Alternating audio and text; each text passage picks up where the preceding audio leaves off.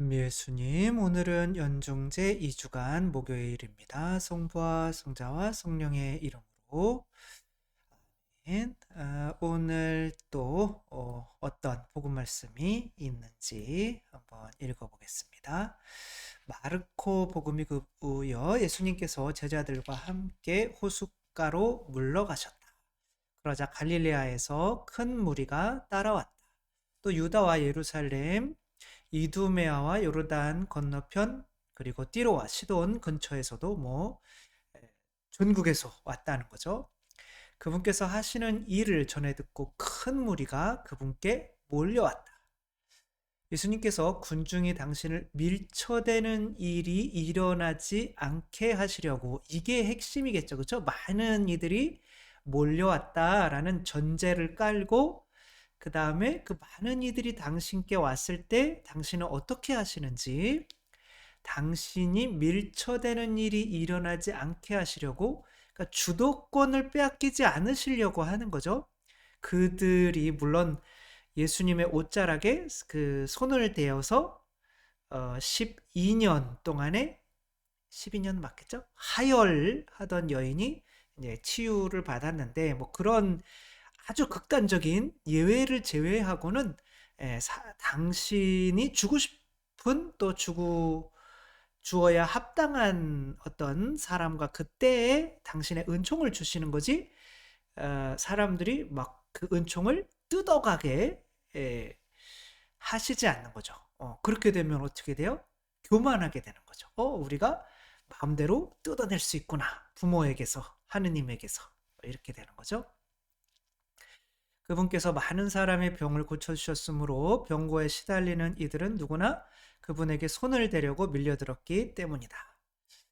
또 더러운 영들을 보기만 하면 그 앞에 엎드려 당신은 하느님의 아드님이십니다 하고 소리를 질렀다. 그러니까 이제 당신의 은총을 뜯어가려는 사람들이 있고, 또 이분을 더럽히려고 하는 사람들도 있는 거죠. 그러니까 그런 이유로 예수님께서는 이제 배를 대어 두시고 그들과 거리를 두시면서 이렇게 말씀을 하시는 거죠. 이게 굉장히 중요하죠. 어떤 내가 가르침과 은총을 주는 사람 입장에서 그것이 이들을 겸손하게 만들고 이들을 순종하는 존재로 만들어야 되는데, 교만해지면 행복해지지가 않잖아요. 행복하게 만들어야 되는데 그거에서는 안 주면 안 돼요. 말도 해줘야 되고, 좋은 말도 해줘야 되고, 칭찬도 해줘야 되고, 또 많은 또 영적인 은총도 내어줘야 되는데, 또 그들에게 휘둘리면 안 되는 거죠. 그게 이제 균형을 맞춰야 되는 건데, 내가 은총을 충분히 주지 않으면 이 자녀나 이 사람들에게 막 사제면 신자들이 어떻게 돼요? 불안해지는 거죠. 음. 오늘 고해성사 안 주면 어떡하지? 오늘 미사 안 해주면 어떡하지? 그러니 불안해져요. 그러니까 신자분들이, 신부님이 이렇게 미사 없애고 이렇게 한동안 안 오시면은, 뭔가 어차피 미사를 안 나왔는데도 그런 얘기를 들으면 불안해. 우리 사랑하지 않나 보다. 이런 생각을 가지게 되는데, 그렇지만 또 사제는 신자들한테 그렇게 충분히 줘야 되지만 또 휘둘리면 안 돼요. 근데 이제 오늘은 이제 휘둘리지 않으려고 하는 예수님의 모습이 나타나고 있는 거죠. 그 스카이캐슬 여러분 다 보셨죠? 저는 못 봤어요. 근데 여기에 스카이캐슬에서 그 염정아 씨가 연기한 한서진의 캐릭터가 재밌어요. 이분은 그러니까 완전히 100% 자식을 위해서 자기의 모든 것을 내어놓는 엄마예요. 그리고 이제 딸이 누구죠? 딸이 예서가, 강예서가 서울대 의대에 들어가겠다라고 하니까 이제 그 딸을 위해서 모든 걸 다 내어줘요. 근데 이제 이 엄마가 왜 그런 사람이 되었느냐면 어렸을 때 이제 선지를 팔던, 그러니까 이제 도축장 옆에서 이제 선지 팔던 그 집, 그래서 이제 그 집에 있는 분위기는 여자가 무슨 공부냐, 하지 마라. 그런데 이제 이 아이는 그거를 선지를 팔면서 이제 대학을 졸업하고 큰 가문에 에, 이제 남편 큰 가문의 며느리로 들어간 거예요. 그러니까 이제 시어머니가 인정을 하지 않아요. 이 며느리를. 왜? 가문이 너무 안 좋은 가문이니까, 선지 팔다가 왔으니까. 근데 이제 딸이 서울대 거기에 들어가겠다라고 하니까 이제 이 시어머니가 네 딸 만약에 서울대 거기 의대에 들어가면은 내가 그래도 조금 널 인정할 수 있는, 며느리로 인정할 수 있는 마지막 기회야. 그러니까 이제 막 그거를 위해서 모든 걸 다 내어주는 거죠. 그리고 이제 딸에게 자존감을 높여주기 위해서 이제 자기가 그렇게 컸다는 얘기를 안 한 거죠. 그러니까 딸은 어, 싸가지가 없이 커요. 그러니까 자기만 아는 거죠. 그리고 나중에 엄마가 그렇게 컸다는 것을 알고 이렇게 소리를 질러요. 그딴 유전자가 내 몸에 있었단 말이야. 그러니까 내가 완전하지 못한 게 바로 엄마의 그런 유전자가 내 안에 있기 때문에 그렇다. 아빠 쪽은 완전한데 엄마가, 그러니까 엄마는 딸을 위해서 모든 걸 다 해주는데 딸은 엄마를 이용해요. 이용하다 못해서 이제는 무시해. 그러니까 자식한테 존중받지 못하는 이유는 뭐예요? 내가 나 자신을 존중하지 않기 때문에 그런 거죠. 그리고 이 딸에게 오만하게 만들고 겸손함을 주지 못했기 때문에 결국에는 희생은 희생대로 하고 나중에는 존중도 받지 못해서 서로 슬퍼지는 이런 결말을 맞게 되는 거죠. 뭐 이런 게 굉장히 많죠. 근데 사실 이거보다는 부모님들이 은총을, 그러니까 아이들에게 평화를 주지 못해서 악해지는 아이들이 이기적이고 또 그런 경우가 사실은 훨씬 많아요. 근데 또 이런 경우, 내가 열등감이 있으면 내가 그렇게 컸기 때문에 너는 그렇게 키우지 않으려고 했던 거야 라고 하지만 이미 아이는 교만해져서 내 몸에 엄마의 그딴 유전자가 있단 말이야. 뭐 그러며 엄마 때문에 내가 이 모양인 거 아니야. 이런 소리를 들을 수밖에 없는 거죠. 예수님이 바다에다가 배를 띄우셨잖아요. 그거는 당신 자신이 바다와 같다는 거거든요.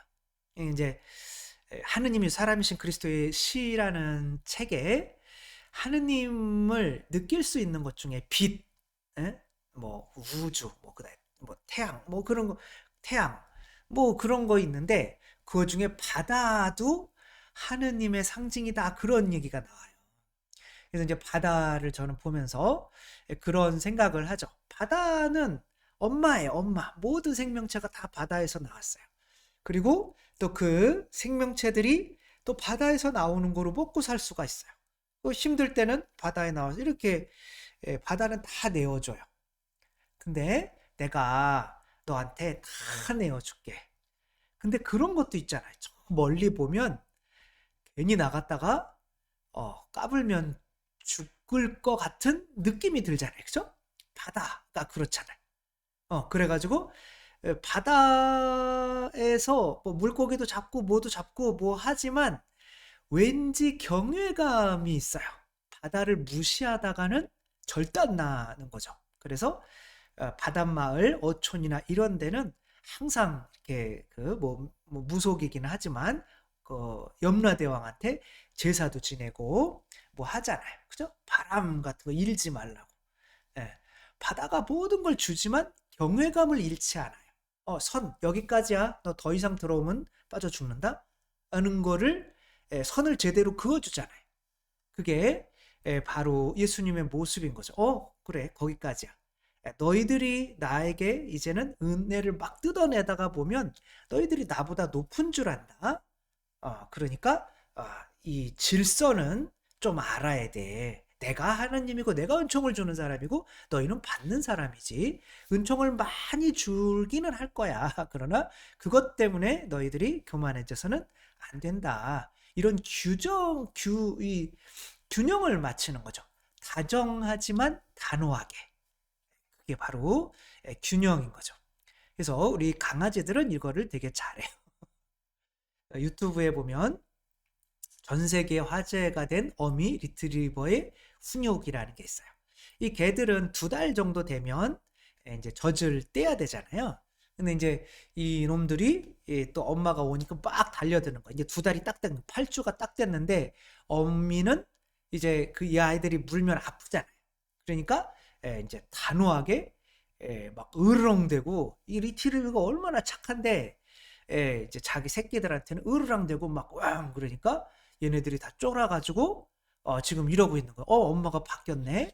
그리고 엄마가 다시 얘네들을 핥아주고. 그럼으로써 얘네들은 뭘 알게 되는 거야? 배려. 은총이 공짜로 오는 그런 게 아니라 내가 얻어먹는 존재구나 라는 거를 알게 되는 거죠. 그지 강아지들은 그래서 2달 이상 부모 어미에게 키워지지 않으면 입질을 하는 그런 개들이 된다고 하더라고요. 그러니까 아주 개들은 되게 이런 걸 잘하는 거죠. 이 강아지도 이제 발 닦으면은 주인한테 으르렁 거리는 거예요. 그 주인이 발도 닦아주고 뭐 다 하죠. 다 하니까 이 놈이 발바닥 닦는 게 싫어서 이빨을 보이는 댕댕이. 살짝만 건드려도 으르렁거려서 주인은 하는 수 없이 다음날로 미루는데요. 오늘은 반드시 댕댕이 발을 닦아야 하는 시간. 이번에도 좋게 타일러 봤지만 으르렁대는 건 여전했고 그러다 결국 한 대 얻어맞은 순간 정적이 흐르더니 갑자기 미소를 짓는 녀석. 오늘 댕댕이가 큰 걸 배웠네요. 발바닥 닦는 게 싫어서 이빨을 보이는 네. 다정하지만 단호하게 애들을 때리면 안 되겠죠. 때리면 안 되겠지만 그 선은 여기까지다라는 거를 알려주지 않으면 이제 고생은 고생대로 하면서 나는 또 존중받지 못하는 그런 엄마가 될 수밖에 없다. 그래서 이 모습은 다정하지만 단호한 어떤 그런 균형 잡힌 예수님의 그 모습을 나타내 준다는 거인 거죠. 그래서 우리들도 주님께 무언가 청하고 주님께서 모든 걸 다 주고 할 수는 있지만 선은 넘지 말아야 되는 거죠.